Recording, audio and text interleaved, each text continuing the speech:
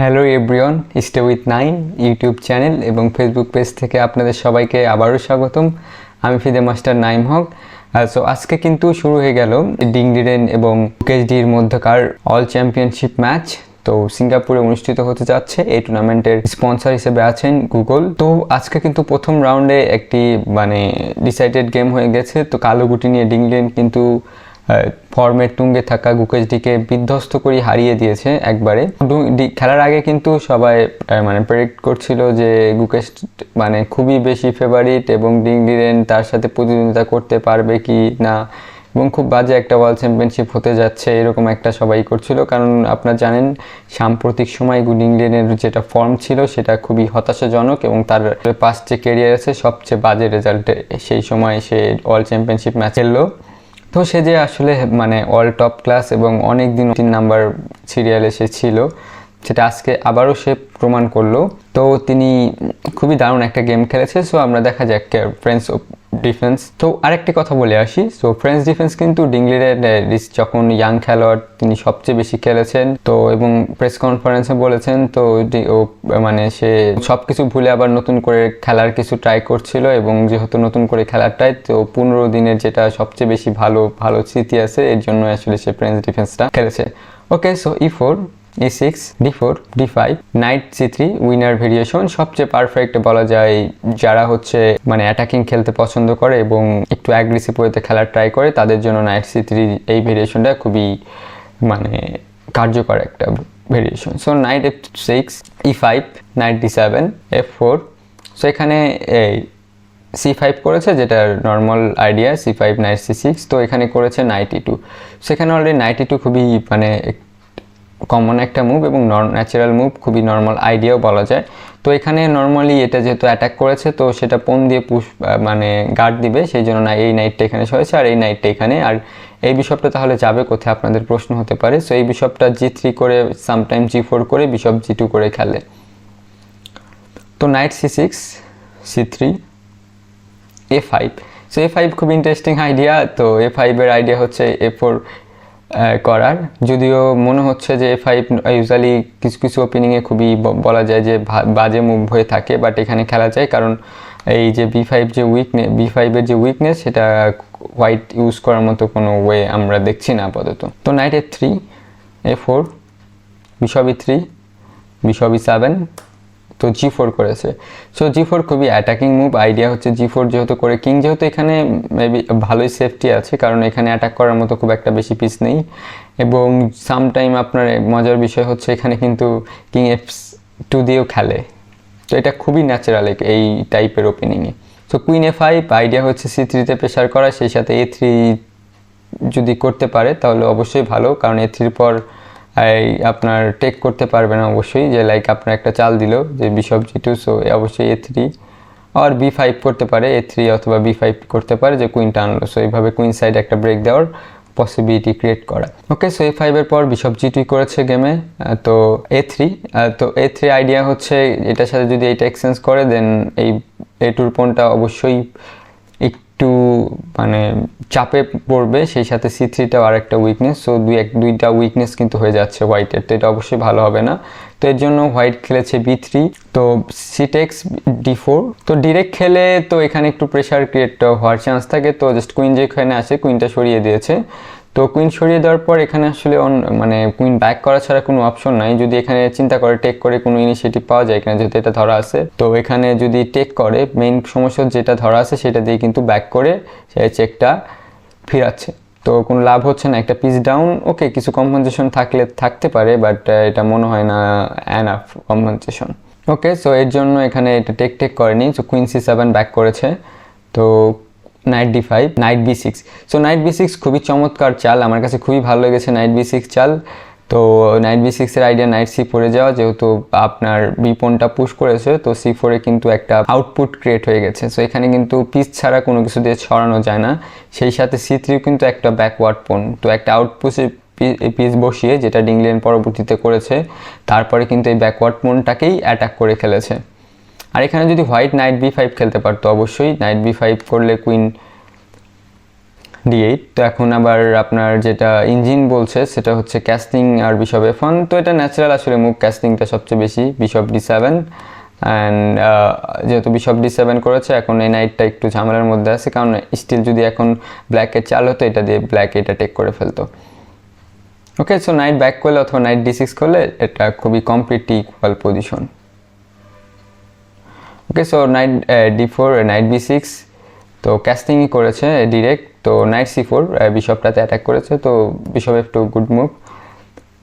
Bishop D7, bishop একই সাথে move করছে, সেই সাথে যদি আবার নাইট B5 আসে জাস্ট কুইন মুভ করে আবার সেই থ্রেডটাই থেকে যাবে। কুইন E2, নাইট টেক্স, খুবই দারুণ একটা এক্সচেঞ্জ করেছে, কারণ হচ্ছে এই C3 যেহেতু উইকনেস, তো এখানে যদি মানে কোনো পিস দিয়ে খায় তো C3-এর উপর কিছু মানে প্রেশার ক্রিয়েট করার ট্রাই করবে, যদিও এনাফ হবে কিনা সেটা শিওর না, বাট আমরা গেমের মধ্যে দেখেছি এই C3-এর উপরেই কিন্তু গেমটা অলরেডি হেরে গিয়েছিল কুকেশ। তো এখানে বিশপ দিয়ে খেলে সবচেয়ে বেশি মানে ভালো হতো, এটা খুবই ন্যাচারাল মুভ এবং প্র্যাকটিক্যাল। আমি মনে করি আমার নিজের খেলা হলে আমি এটাই খেতাম, হয়তো বা আরও বড় আইডিয়ার জন্য এটা খেলেনি, বাট আমি একদম সিম্পল ওয়েতে বলছি। তো আমি এমন না যে ওনাকে রেসপেক্ট করছি, কারণ ওনাদের মুভের পিছিয়ে আরও বেশি আইডিয়া থাকতে পারে। তো ওকে, সো নাইট টেক্স তো নাইট B2 খুবই চমৎকার চাল। সো নাইট B2-র মাধ্যমে কি করেছে, নাইটটা B2-তে মোটামুটি কিন্তু 2, 4, 5টা স্কোয়ার কন্ট্রোল করছে। নাইট বিশপ এখানে আসতে পারে, নাইট এখানে আসতে পারে, নাইট D3 কন্ট্রোল করছে, D1 কন্ট্রোল করছে, আর সেই সাথে হচ্ছে মেইন যেটা হচ্ছে C3-তে কিন্তু এখন কুইন দিয়ে অ্যাটাক করেছে। জাস্ট পরের চালে যদি ব্ল্যাকের চাল থাকতো জাস্ট কুইন দিয়ে এটা খেয়ে দিত। Okay, so then queen E3 protect করেছে, রুক C8 আর একটা পিস দিয়ে প্রেশার দিয়েছে রুক C1।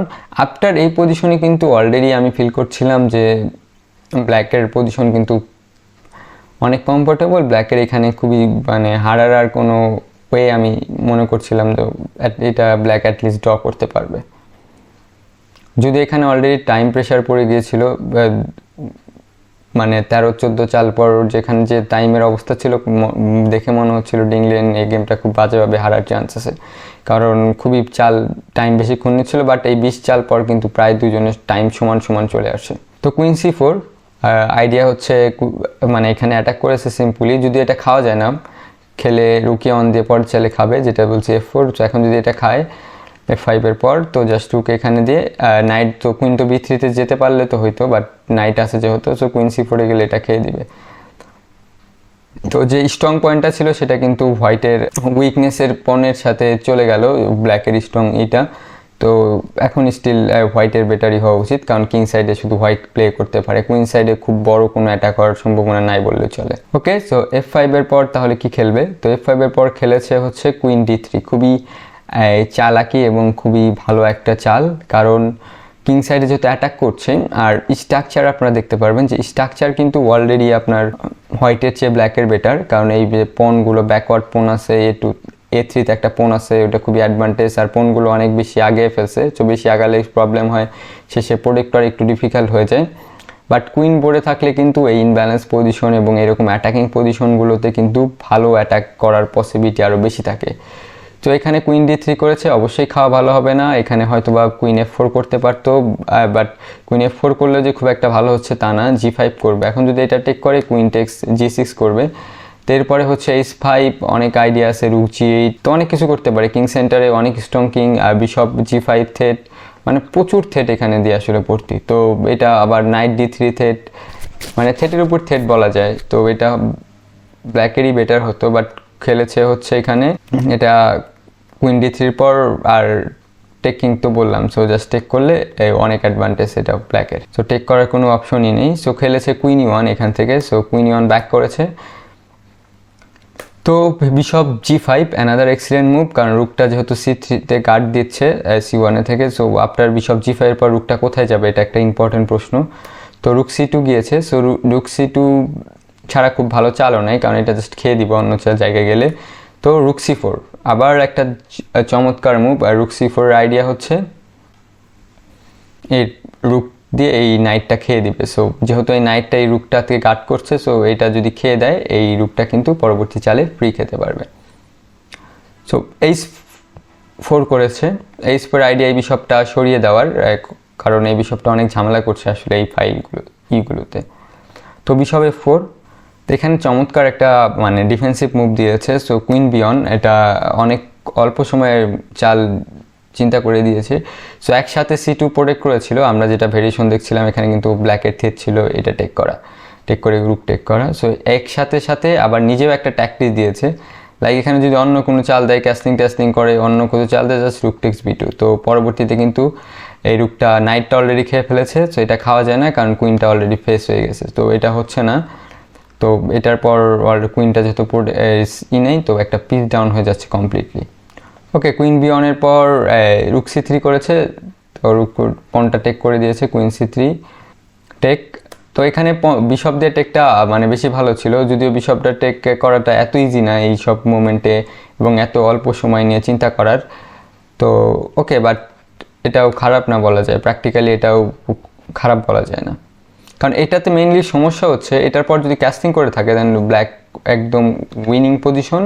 বাট এখানে সমস্যা হচ্ছে যে যেটা হচ্ছে খেলতে পারতো নাইট E2, গেমে নাইট E2 খেলেছে এই টেক, এখন নাইট টেক করেছে, এই পর্যন্ত ঠিকই ছিল, বাট এই মুভে খুবই বাজে একটা চাল দিয়েছে। আফটার এটার পর একদম গেমটা জাস্ট লুজিং হয়ে গিয়েছে।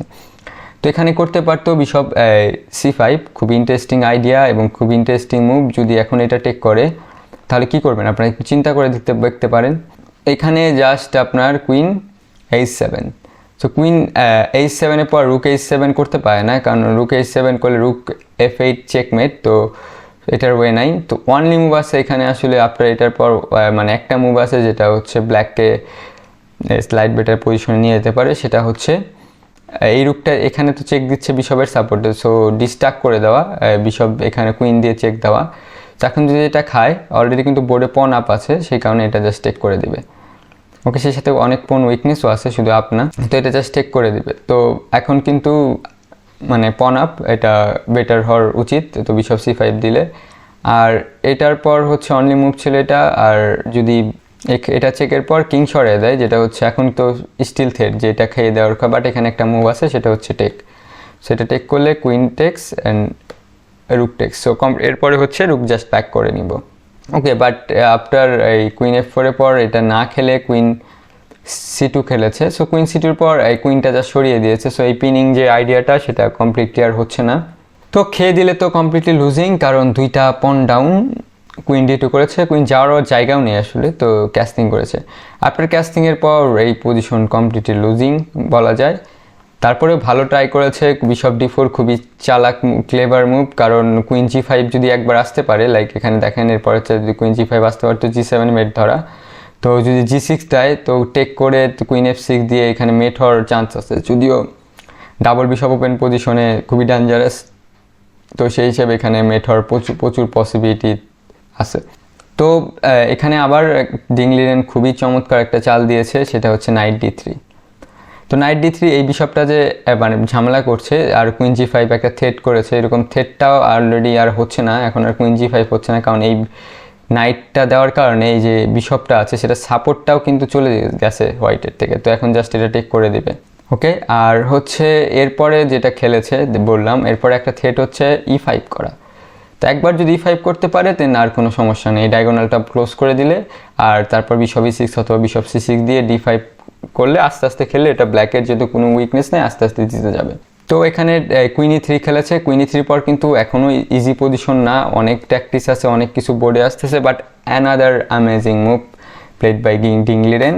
তো টেক করেছে, লাইক নিজে পিনের মধ্যে পড়ছে নাইট, মনে হচ্ছে না নিজে পিনের মধ্যে নাইট পড়েছে, এটা পজিশন খারাপ হতে পারে, বাট এখানে যে মুভটা দিয়েছে এরপর কমপ্লিটলি এই মুভের তারপর একদম ডিজাইন পজিশন চলে এসছে। সো E5, সো E5-এর মানে উদ্দেশ্য কি, এই যেহেতু নাইট তার স্বর্ণের কোনো জায়গা নেই, ফলে কুইন যেহেতু পিন আছে, তো E5 যেহেতু গেমে বিশপ D5 E5 করেছে সেটা আমরা পরে আসি। যদি এইটা টেক করে জাস্ট কুইন টেক্স, ওকে, যেহেতু কুইন আসলে এই কিংয়ের প্রোটেক্ট করছে, তো কুইন স্বর্ণের কোনো ওয়ে নাই, তো কুইন যদি এক্সচেঞ্জ হয়ে যায় কমপ্লিটলি লুজিং পজিশন, কারণ জাস্ট পোন ডাউন। ওকে, সো এটা যেহেতু মানে লুজিং হয়ে যাচ্ছে, তো এটাও হচ্ছে না। তারপরে হচ্ছে আপনার কুইন দিয়ে খেলে তো সেম, আমি কুইন খেয়ে দিয়েই করবো, আর অন্য কোথাও যদি সরায় মেইন সমস্যা হচ্ছে এটা খেয়ে তো চেক পড়তেছে, তো এরপরে হচ্ছে আপনার করলে বাঁচিয়ে নিবে, যে প্রবলেমগুলো সেটা সলভ করে নিবে।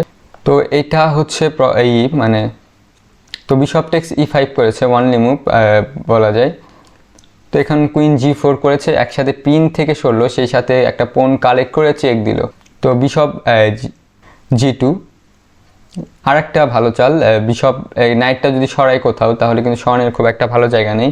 যদি এই পনটা ধরেন টেক করে দেয় তাহলে জাস্ট কুইন টেক্স A3।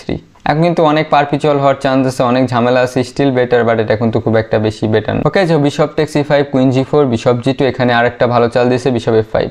একসাথে আমার নিজের নাইটটাকে প্রোটেক্ট করেছে, সেই সাথে কিন্তু আরেকটা থ্রেড দিয়ে রেখেছে বিশপ E4। তো বিশপ G3 করেছে, একসাথে বিশপ E4 থ্রেডটাও প্রোটেক্ট করা, সেই সাথে যে কুইনটা দিয়ে যে কিংয়ের উপর একটা প্রেশার সেটাও রিলিজ করা, আর সবচেয়ে বড় হচ্ছে মেট ইন 1, এরপরে ছেড়ে জাস্ট কুইন E8 চেকমেট করার। তো বিশপ E4 করেছেন, কুইনটার লাইনটা বন্ধ করেছে, সেই সাথে যে আবার এইটাতে অ্যাটাক করেছে বিশপটা এক্সচেঞ্জ করার জন্য। সো যদি খেয়ে দেয় তাহলে সিম্পল পজিশন, খেয়ে দিলে কুইন দিয়ে খাওয়া যায়, দিয়েও খাওয়া যায়। এরপর সিম্পল জাস্ট H6 দিয়ে যদি কিং এখানে থাকে এটা আস্তে আস্তে জিতে যাবে।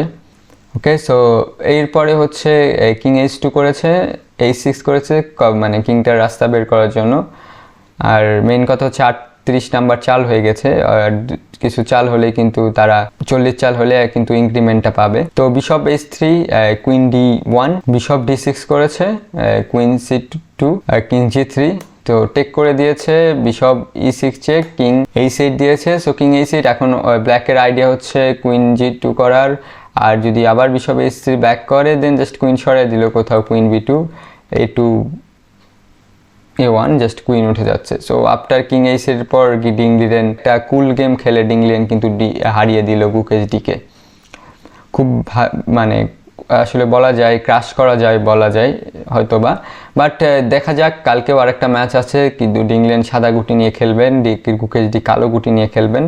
তো দেখা যাক গুকেশ ডি কাম ব্যাক করতে পারে কিনা। আর গুকেশ ডি খুবই স্ট্রং এবং ট্যালেন্টেড খেলোয়াড়, তার রেটিংও এখন সবচেয়ে বেশি পিক রেটিংয়ে সে আছে। যদিও পিক রেটিং বলতে সে যখন যে রেটিং নিয়ে খেলছে সেটা হাইস্ট রেটিং না, কারণ আগের টুর্নামেন্টে তিনি কিছু রেটিং কমিয়েছেন, বাট ওই 10-এর মতো কমিয়েছেন, বাট বলা যায় এটা তার লাইফের বেস্ট সময় সে পার করছে।